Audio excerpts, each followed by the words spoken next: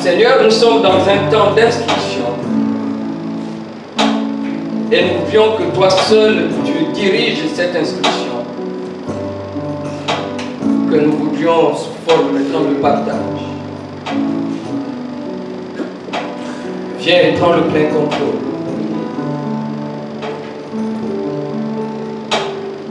Seigneur, nous pouvons nous appuyer sur ta promesse. Parce que ta promesse est certaine. Tu déclares que là où 2 ou 3 s'assemblent en ton nom, tu es présent au milieu d'eux, Seigneur Jésus. Alors viens, révèle-toi, instruis-nous par ton esprit,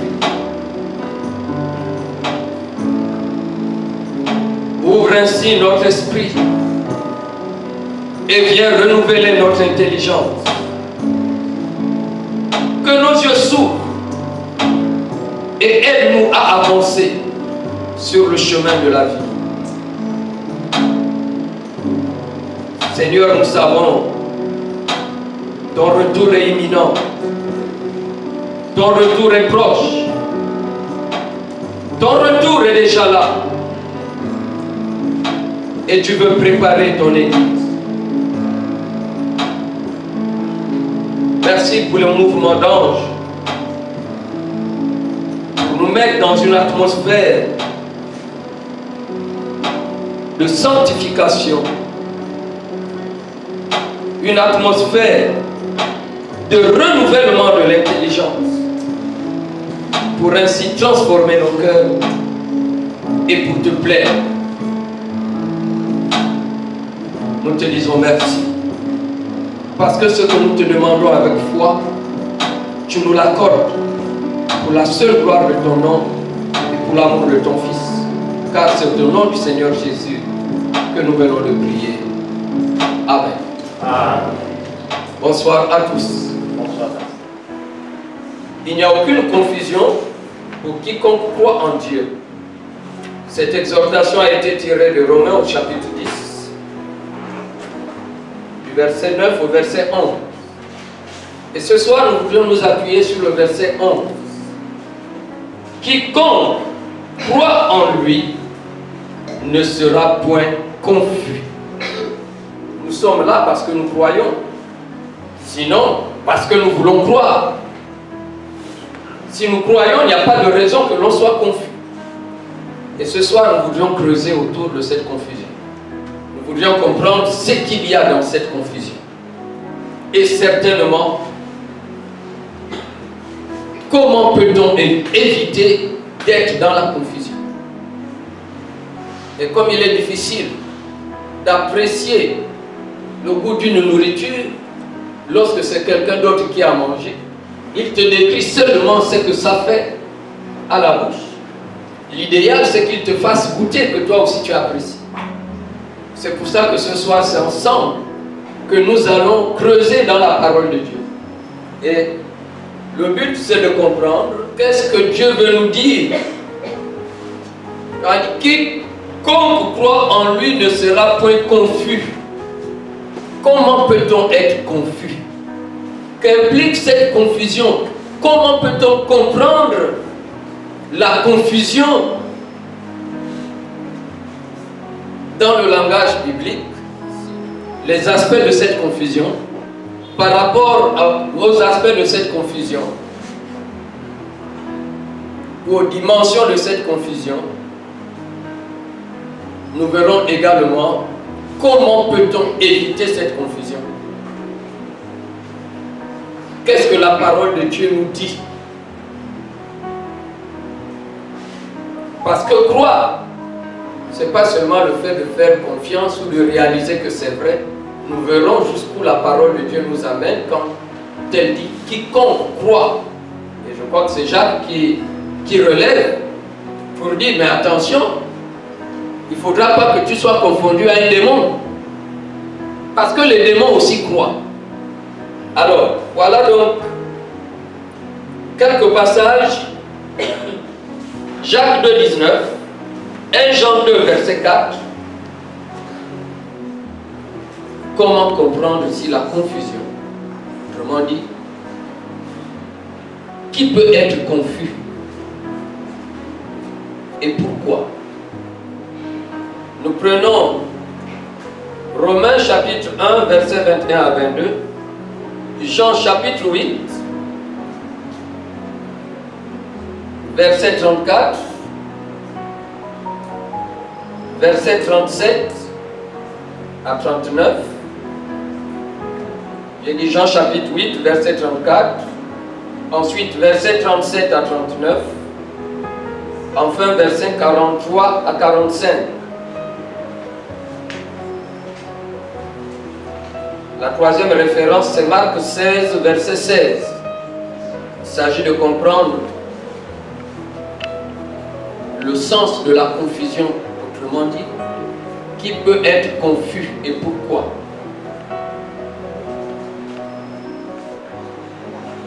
Comment éviter d'être confus?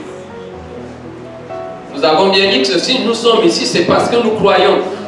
Ok?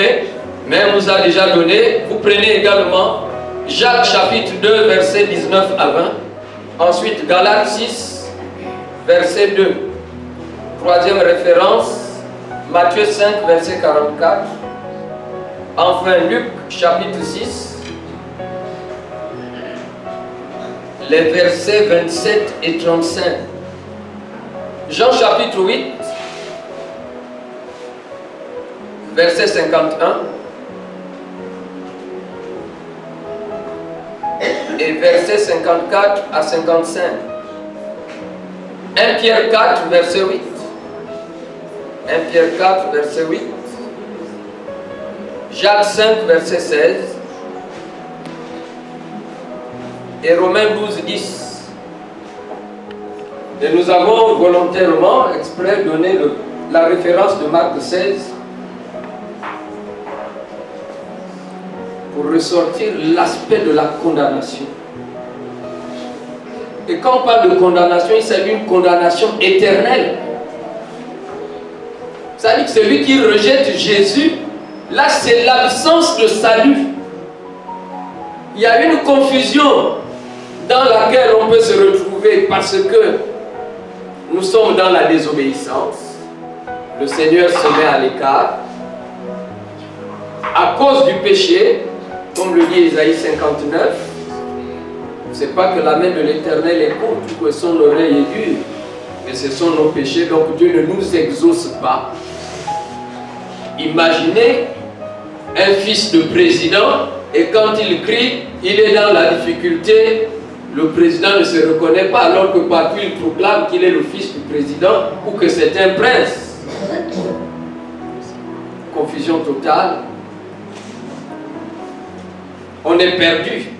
C'est pour cela que nous devrons nous interroger. Parce que ici, le mot confusion, j'ai suivi, je faisais le tour. Il y en a qui ont interrogé le dictionnaire, parlé de confusion, de déception. Il y avait également le désordre. Et le terme confusion est utilisé dans la Bible pour signifier à la fois le désordre, le fait d'être déçu, le fait d'être perdu, le fait de subir la colère de Dieu. En fait, le fait de subir la main de Dieu contre soi, contre notre vie, ça veut dire que nous affrontons l'autorité de Dieu.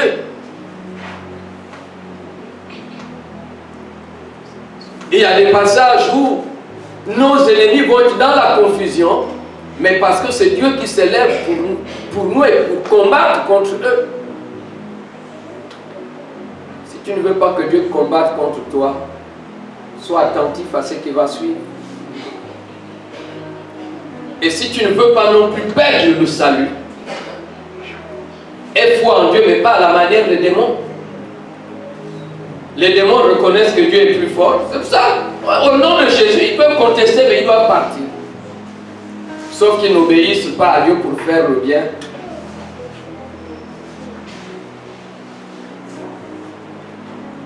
La confusion dans notre relation avec Dieu, est-ce que Dieu nous reconnaît, nous voit comme des fils? La confusion dans notre manière de vivre l'amour de Dieu entre frères. Et là, nous sommes comme des pharisiens. Comment entretenir des murmures? Comment manquer de vérité lorsque mon frère, non, il y a quelque chose à discuter, à faire des remarques ou bien pour lui exprimer un mécontentement, une déception. Que ça me prenne le temps que ça prend, mais il faut que je parvienne, que j'arrive à communiquer et qu'on se mette d'accord. Je crois qu'on doit éviter la confusion.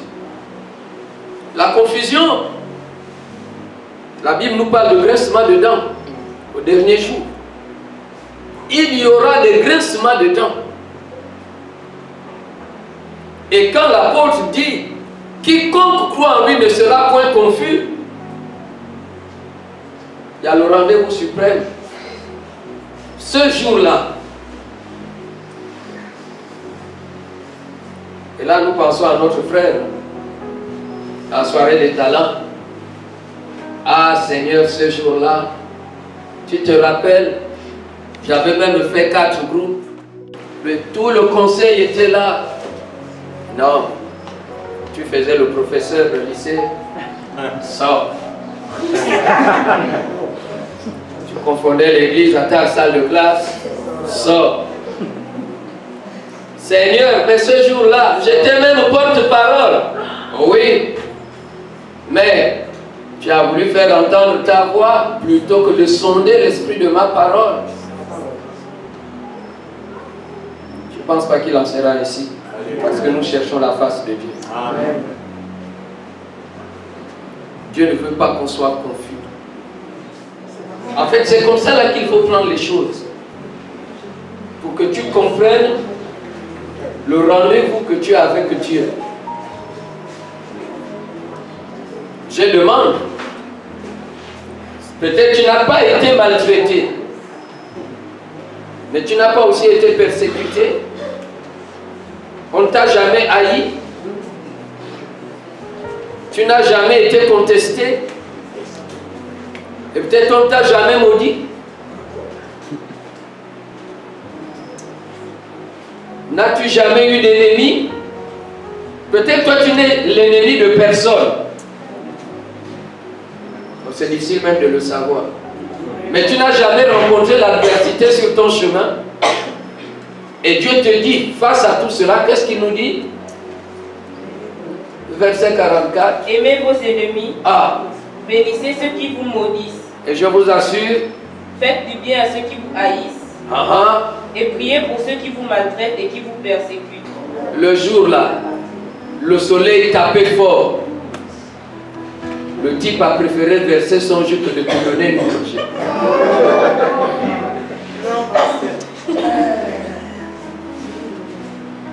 Et te voilà toi, 2 semaines plus tard,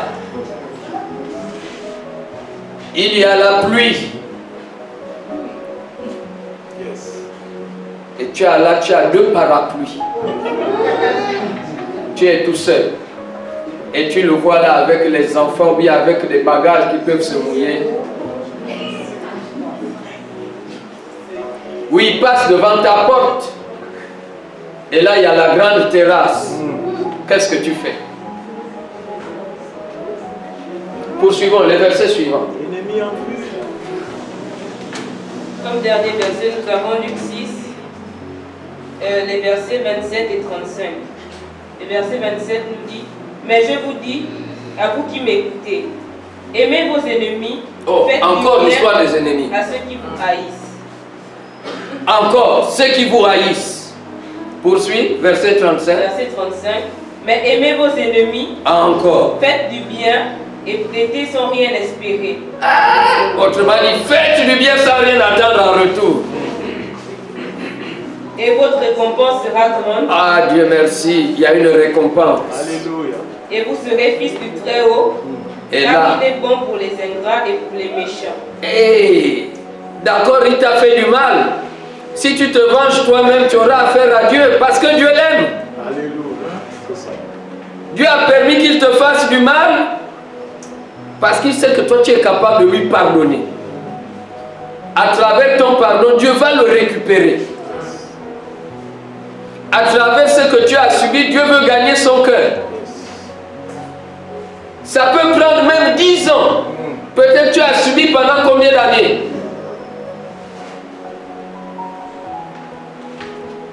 Il dit, en faisant ainsi, tu seras reconnu comme enfant de Dieu et ta récompense sera grande. Sinon, oh, mais vous savez, non, mais c'est moi le pasteur là, plein d'évangile là-bas. Entre-temps, hier, on t'a vu en train de maltraiter, en train même de comploter. J'ai rendu ce témoignage. Une dame a voulu faire du mal à quelqu'un qui était dans le même environnement professionnel que moi. Oui, je ne donne pas simplement des références, mais c'est une réalité. S'il te plaît, est-ce que tu peux trouver le moyen de me donner ces références? Et je lui fais couper le salaire. Il fait suspendre le salaire en un rien de temps pendant un bon nombre de mois. Maman, oui, moi je suis chrétien. Et même si je ne l'étais pas, l'éducation qu'on m'a donnée ne me permet pas de poser de tels actes. Tu auras réussi à le faire, certainement. Mais quand ça va se retourner là-bas, je ne sais pas ta part, mais ma part, je ne pourrai pas la supporter. Et j'ai eu la paix. Fini. Cette femme ne m'a pas haï parce que j'ai refusé de lui permettre de faire le mal. Et pourtant, il s'agissait bien de quelqu'un qui à un moment m'a persécuté. Il y a quelqu'un qui est resté mon ami et qui jusqu'à présent est resté finalement un proche.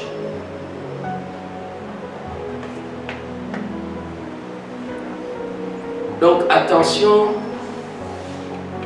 au rapport que nous avons. Là, nous voyons la confusion. Comment éviter la confusion dans nos rapports mutuels? Si nous n'appliquons pas la parole de Dieu dans nos rapports mutuels, la confusion sera notre partage. Un amour sans limite. C'est un mot facile à prononcer, mais on nous a énuméré des catégories de personnes vis-à-vis desquelles nous devrons savoir est-ce que nous sommes devenus enfants de Dieu face aux personnes qui nous font du mal, aux personnes qui nous haïssent, aux personnes qui nous persécutent, à ceux qui nous prennent pour leurs ennemis, ou qui font de nous leurs ennemis, ou qui se montrent comme étant nos ennemis, étant hostiles. Il nous arrive de prier pour nos frères, pour nos sœurs, lorsqu'on a du mal à s'accorder. Ou bien quelqu'un tu ne connais pas, mais il se retrouve là, tu le vois peut-être dans une difficulté. Est-ce qu'on a cultivé la vie de prière? Est-ce qu'on a cultivé l'amour de celui-là? Peut-être quelqu'un qui sait trop les réunions de l'église. Comment nous nous comportons vis-à-vis de ceux-là qui ne sont pas réguliers à l'église? Vis-à-vis de ceux-là qui ne sont pas réguliers aux enseignements? Comment nous nous comportons? Peut-être vis-à-vis des enfants qui ne nous obéissent pas, vis-à-vis des parents qui ne nous aiment pas. Comment réagissons-nous vis-à-vis des parents qui nous ont haïs ou qui nous ont maltraités, alors que maintenant nous connaissons la parole de Dieu? Parce que si tu connais Jésus, il est le chemin, la vérité et la vie. Et il a dit, celui qui croit en moi, il vivra. Même s'il meurt, il va vivre. C'est quoi il dit? Il ne connaîtra point la mort. Parce qu'en Jésus, c'est la vie. La parole de Dieu est la vie. Le corps là peut mourir, mais notre âme va vivre. Ça veut dire que notre âme ne sera pas éloignée de Dieu. La mort spirituelle, c'est l'éloignement total, l'éloignement éternel. C'est quand on doit vivre hors de la présence de Dieu.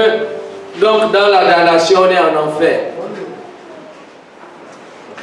Si nous manquons d'humilité pour reconnaître que l'autre peut être pour moi un canal de salut, un secours, une main de Dieu pour moi, je vais passer à côté. Tu as peut-être commis une erreur, mais tu ne sais pas comment la réparer. Demande conseil, ouvre-toi. On demande, celui qui doit prier doit aussi aimer, il doit avoir le cœur ouvert. On demande de prier les uns pour les autres. Tu sauras si tu as l'amour de Dieu. C'est dans les rapports que tu as avec les personnes compliquées, les parents difficiles, les enfants difficiles, les amis difficiles, les chefs difficiles, les subalternes difficiles, les profs difficiles, les élèves difficiles, les amis difficiles. Ce n'est pas parce qu'on demande d'aimer, de prier pour nos ennemis qu'il s'agit d'aller vers. On t'a déjà montré que c'est ton ennemi. Tout ce qu'on veut, c'est que tu le haïsses, point. Et tu ne dois pas chercher le mal. Je n'ai point honte de l'évangile, car c'est une puissance de Dieu pour le salut de quiconque croit. On nous dit que ce salut-là, c'est à travers la foi, comme dans Ephésiens 2, verset 8. Je voudrais que tu puisses prier pour toi-même. Dis Seigneur, par ton esprit, je peux remporter cette guerre au-dedans de moi. Entre ma chair et mon esprit, entre ma volonté et ta volonté révélée par ta parole. Et demande à Dieu son secours. Père, nous t'exaltons ce soir.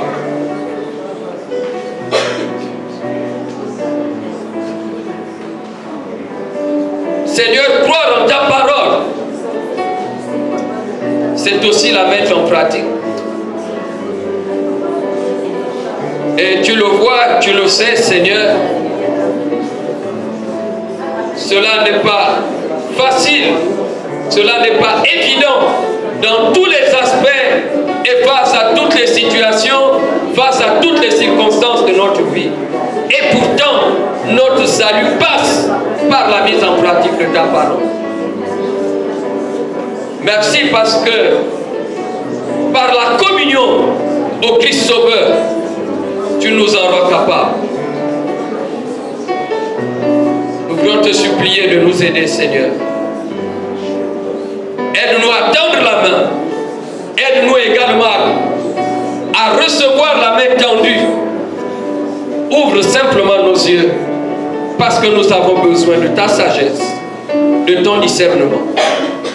Nous croyons, Seigneur, parce que quiconque croit ne sera point confus et ne viendra point en jugement. Merci de nous aider à demeurer dans la foi véritable, pour que la gloire te revienne à toi seul, qui en est digne d'éternité en éternité, au nom de Jésus. Père, nous te disons merci pour ces moments, car nous croyons que le Saint-Esprit va nous aider à poursuivre cette méditation, cette réflexion, et nous aidera également à être au large. Rends nos pieds semblables à ceux des biches et fais-nous marcher dans les hauteurs de ta parole pour que nous puissions vivre par la foi en marchant par l'Esprit.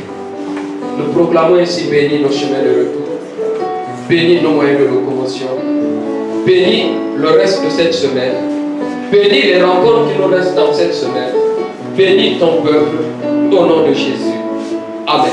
Amen. Dieu vous bénisse.